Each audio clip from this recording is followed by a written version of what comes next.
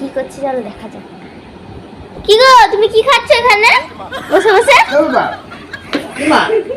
কি হলো ভয় পাচ্ছ কেন? তো আরে বাবা তুমি কি চোখ খুলে দেও গো? কেন কি হয়েছে? এটা লুকাচ্ছ কেন? দেখি দেখি দেখি না দেখো না দেখি দেখি দেখি দেখি দেখি দেখি দেখো না, দেখো না। ই বাবা তোমার পেটটা তো বড় কেন? দেখি দেখি এ বাবা এত বড় কেন তোমার পেটটা? কিছু হয়নি জানো? কেন তুমি আর কি হচ্ছে? আচারের গোটা নিয়ে কেন বসেছো? দেখেছি জানো একটু। এই তোমার পেটে বাচ্চা টাচ্চা আছে নাকি আবার? কাউকে বলো না কিন্তু এটা শিখে ই বাবা বলো না। কবে হলো এসব? আমি না তোমার নিজের লোক। আমি জানি না, বুঝতে পারি না। এটা ছেলে এসে পাশে ছিল। समझ रहे हो समझ रहे हो आप समझ रहे हो ना তারপরের দিন আমার পেটে এমন হয়ে গেল। ই বাবা তুমি আমাকে জানালাম না। আমি ভাবতে পারিনি যে আমার পেটে এমন হয়ে যাচ্ছে।